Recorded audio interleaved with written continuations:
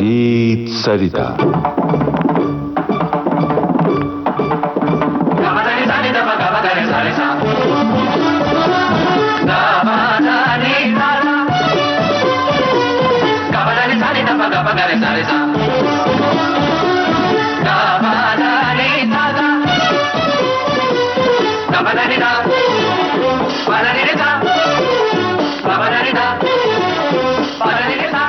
इस कार्यक्रम में आजकल हम आपको सुनवा रहे हैं श्रृंखला इटावा घराने का सितार वादन। आइए सुनते हैं इसकी 7वीं कड़ी। प्रस्तुत कर रहे हैं प्रसिद्ध सितार वादक श्री अरविंद पारिक।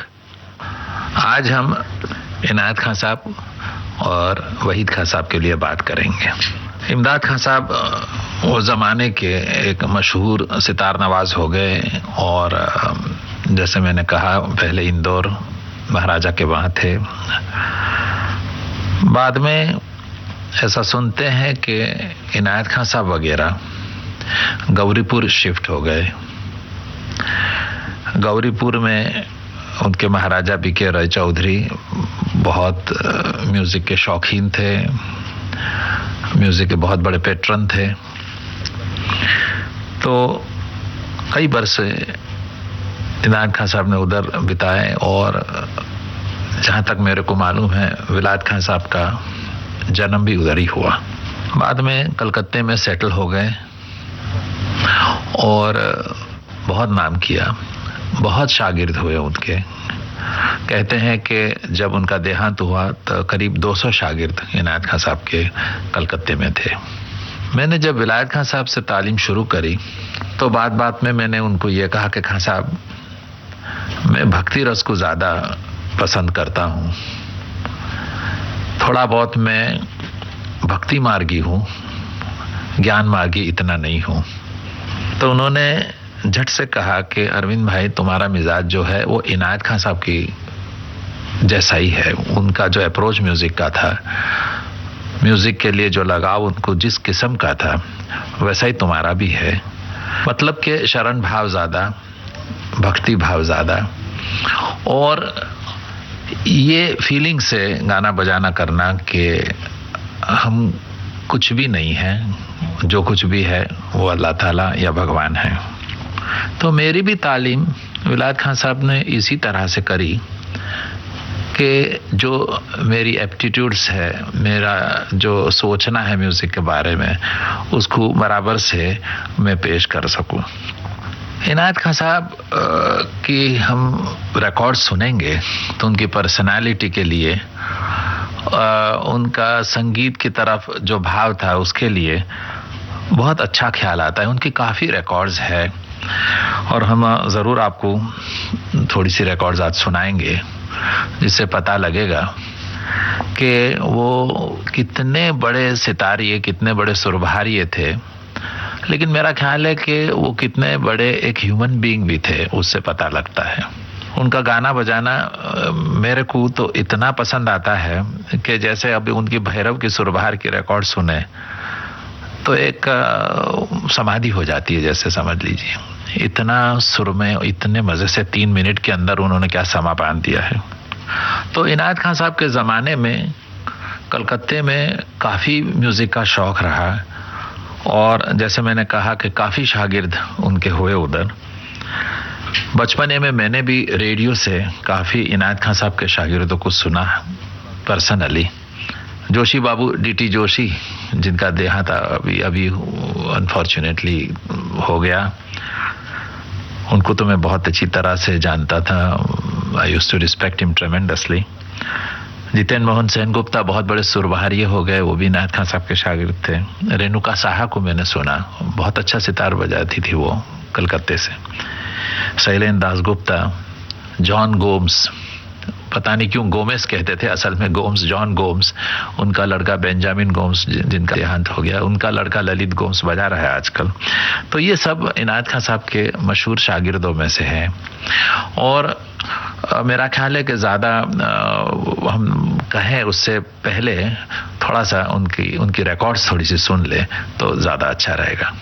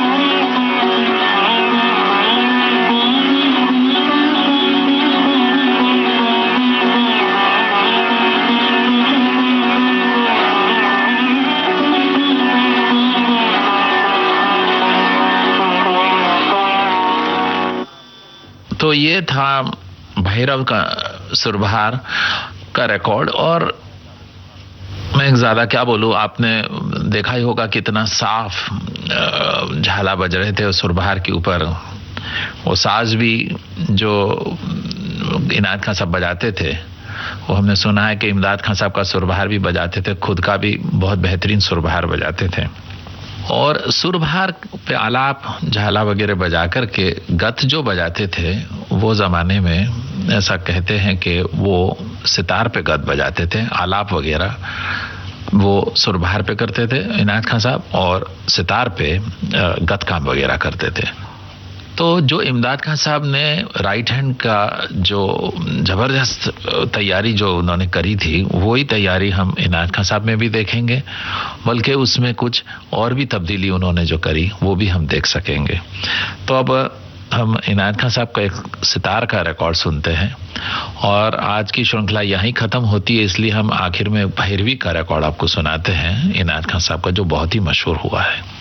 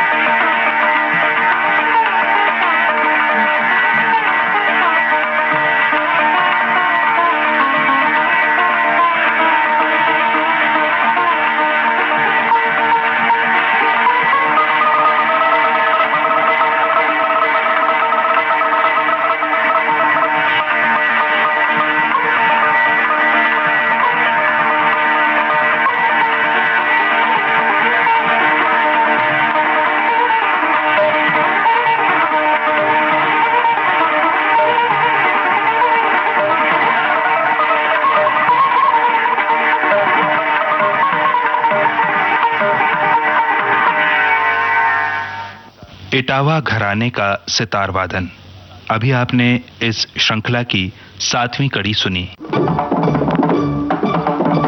विविध भारती के संग्रहालय से प्राप्त इस कार्यक्रम की प्रस्तुतकर्ता छाया गांगुली।